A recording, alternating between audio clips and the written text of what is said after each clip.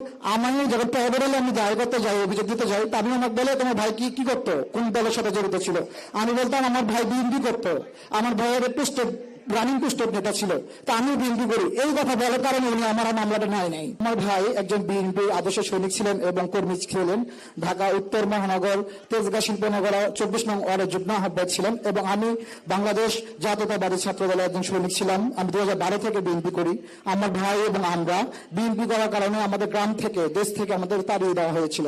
আমরা আমাদের জমি এবং বাড়িঘর সবকিছু বেঁচে আমরা ঢাকা চলে এসে বাধ্য হয়েছিলাম শুধু বিএনপি করার কারণে। 2012 থেকে আমরা বিএনপি করেছি।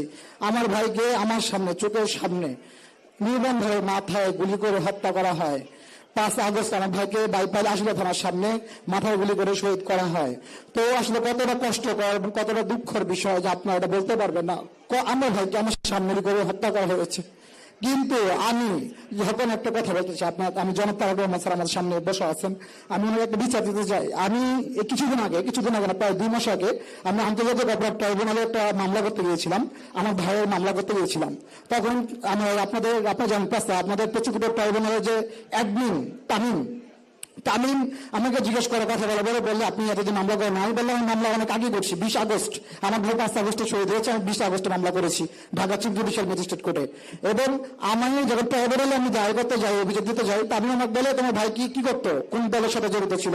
আমি বলতাম আমার ভাই বিএনপি করতো, আমার ভাইয়ের পোস্টেড রানিং পোস্টেড নেতা ছিল, তা আমি বিএনপি করি। এই কথা বলার কারণে উনি আমার মামলাটা নাই। আমাকে অনেক লাঞ্ছনা করেছে, আমাকে অপমান করেছে, আমাকে লাঞ্ছিত করেছে এবং আমাকে অনেক ভাবে তারা হেয় প্রতিপন্ন করেছে। আমাকে একে 5 বার আন্তর্জাতিক অপরাধ ট্রাইব্যুনাল আমাকে ঘোরানো হয়েছিল, আমার মামলাটা নেওয়া হয় নাই। তখন এক পর্যায়ে যখন আমাকে তামিম বলে তুমি কার কাছে বিচার দিবা, কোথায় যাবা, যাও, আমি তোমার মামলা নিব না, তুমি কি করবা করতে পারো করো, যাও, আমি তোমার মামলাটা নিব না। তো আমি আমাদের ভারপ্রাপ্ত চেয়ারম্যান স্যার, আমাদের এখন জনাব বাংলাদেশ জাতীয়তাবাদী দলের চেয়ারম্যান এবং জনাব তারেক রহমান স্যার আমার সামনে উপস্থিত আছেন এবং আগামী দিনে রাষ্ট্রনায়ক। তো আমি স্যারের কাছে বলতে চাই, স্যার আমার ভাই কি বিএনপি করার কারণে অপরাধ ছিল যে আমার ভাইয়ের মামলাটা আমরা করতে পারি নাই। আমাকে অনেক অপমান করা হয়েছে। 5 দিনের মতো আমাকে, আমি যখন বলি আমি সাংবাদিক সম্মেলন করে প্রেস কনফারেন্স করে সকল শহীদ পরিবারকে মানববন্ধন করবো, রাজপথে দাঁড়াবো, আন্দোলন করবো। তখন এক পর্যায়ে সে আমাদের জুলাই 24 শহীদ পরিবার সোসাইটির যে সাধারণ সম্পাদক রবিন ভাই, ওনাকে বলে যে ঠিক আছে তুমি জীবনকে রাখো, আমি মামলাটা নিব। তো ওনাকে আসতে বলো, তখন আমাকে বলে আমি যাই। পরে আমি মামলাটা সাজাই পরে তারা আমাকে মামলা নেওয়ার পরে তারা জাস্ট এমনি রেখে দেয়। পরে আমি বললো তো আমার প্রমাণ কি, আমি যে অভিযোগ করলাম সেটা প্রমাণ কি। তখন তারা বলে আমি বলে আমাকে রিসিভ কপি দেন। বলে না, রিসিভ কপি দেওয়া যাবে না, প্রথম রিসিভ কপি দেওয়ার পরে আবার তামিম আমার হাত থেকে কেড়ে নেয় রিসিভ কপিটা। কেড়ে নেওয়ার পরে আমি 1.5 মাস পরে আবার ট্রাইব্যুনালে গিয়ে আমি খোঁজ নিয়েছি যে আমার ভাইয়ের মামলাটা আসলে হয়েছে কিনা, এই তথ্যটা নেওয়ার জন্য গিয়েছিলাম। তো আমি পরে তথ্য নিয়ে দেখি যে আমার ভাইয়ের মামলার কাগজই নাই, আমার ভাইয়ের মামলার কাগজ উধাও, গায়েব। তো এটা উদাহ করে ফেলছে। তো আমি আবার এটা নিয়ে বলি মানববন্ধন এবং সাংবাদিক সম্মেলন করবো, বাংলাদেশ সকল শহীদ পরিবারকে রাজপথে নিয়ে আসবো। তখন তারা আবার বলে যে ঠিক আছে, তাকে আমাকে আপনাদের যে আপনি জানেন আমাদের ট্রাইব্যুনালের যে প্রধান প্রসিকিউটর আপনার তাজিল স্যার, উনি বলে আমাকে দীপ্ত ভাই নিয়ে গেছিল, আমাদের মুগ্ধ ভাই দীপ্ত, উনি আমাকে সঙ্গে করে নিয়ে গেছিল। আমাদের জুলাই 24 শহীদ পরিবার সোসাইটির সভাপতি গোলাম রহমান আঙ্কেল উনিও ছিল। তখন উনি আমাকে আশ্বাস করে তোমার মামলাটা আমি নিব, তুমি নিয়ে আসো। কিন্তু তারা আমি এক পর্যায়ে বলি ভাই আপনার ট্রাইব্যুনালের প্রতি কোনো আস্থা নাই, আপনার ট্রাইব্যুনালের প্রতি আমার বিশ্বাস নাই। যেমন প্রথমত তামিম আমার সঙ্গে গাদ্দারি করেছে, আমাকে অপমান করেছে, লাঞ্ছিত করেছে, আমাকে হেয় প্রতিপন্ন করেছে। এই তামিম অনেক প্রকার আমার সাথে হেয় প্রতিপন্ন করেছে। তা ছাড়া আমি আপনাকে বিশ্বাস পাই না, আপনার প্রতি আমাকে আস্থা নাই। আপনি তো তামিম অলরেডি করে ফেলেছে, আপনি তো সবাইকে ওই যে ওষুধের মুখ অনেকগুলো, গোয়া কিন্তু একটা, ওনাকে আমি বলে ফেলছি। তখন উনি আর বলে যে না আমি মামলা দিব। আমি সব করে আমার ভাইয়ের ডকুমেন্টস এবং প্রুফ ভিডিও সব কাগজ আমি সব আমার ভাই পোস্টমর্টম রিপোর্ট সহ আমি সব ফাইল একটা করে রেখেছি এবং পেন ড্রাইভে করে রেখেছি, যাতে প্রমাণের একটা মানুষকে আপনার যে হাসিনা ফ্যাসিস্ট স্বৈরাচার সরকার কিভাবে নির্মমভাবে হত্যা করেছে সেটাই আমার কাছে এভিডেন্স আমি মোবাইলে এবং পেন ড্রাইভে রেখে দিয়েছি। তো আমি এখন নিয়ত করেছি যদি আমাদের বিএনপির চেয়ারম্যান জনাব তারেক রহমান সাহেব যদি আগামী দিনে রাষ্ট্রনায়ক এবং ক্ষমতা আসেন চেয়ারম্যান হন, আমি তখন এই মামলাটা দায়ের করব। তো এই জন্য আমি মন থেকে সিদ্ধান্ত নিয়েছি এখন আমি আর মামলাটা করবো না। আমি 20 আগস্টে মামলা করেছি।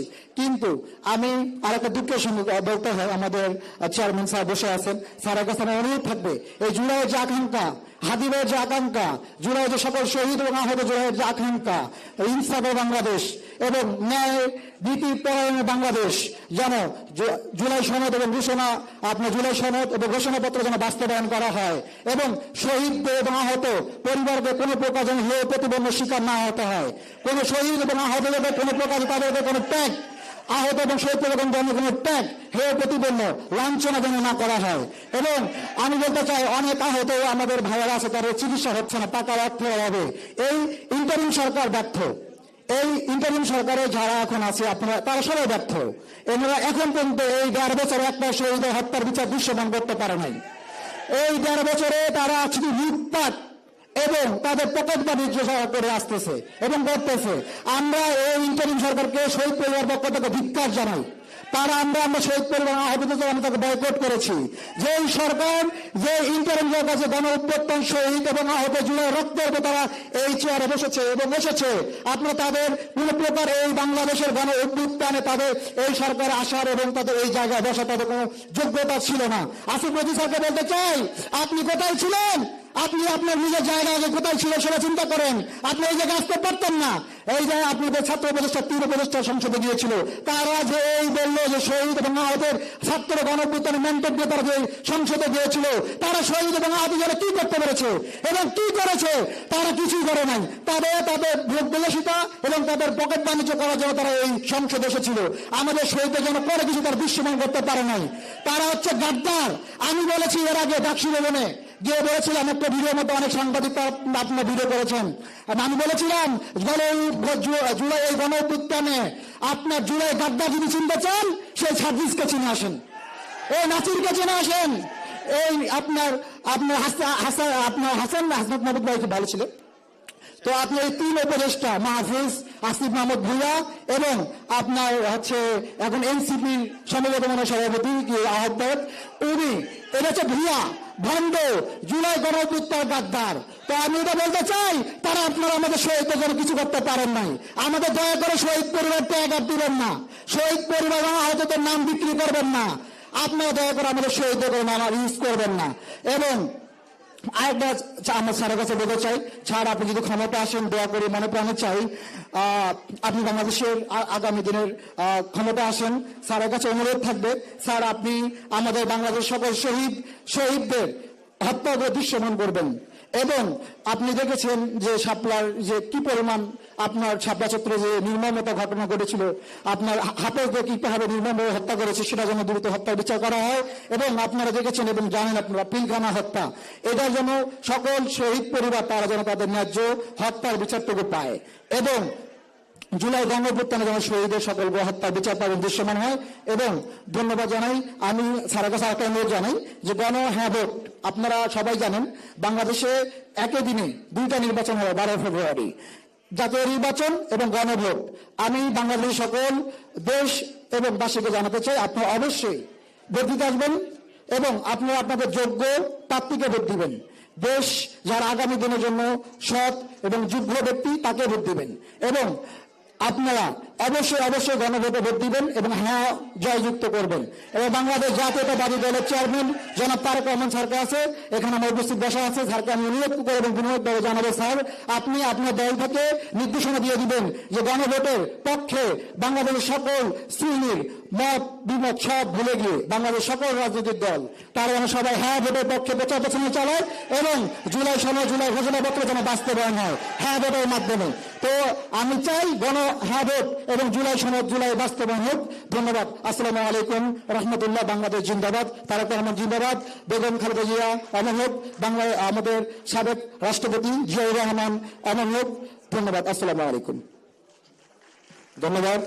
এখন আপনাদের সামনে বক্তব্য নিয়ে আসছেন মোহাম্মদ শাহিন। মোহাম্মদপুর থানার সামনে 20 জুলাই আইন শৃঙ্খলা বাহিনীর গুলিতে শাহিনের বাঁ পা গুলিবিদ্ধ হয়।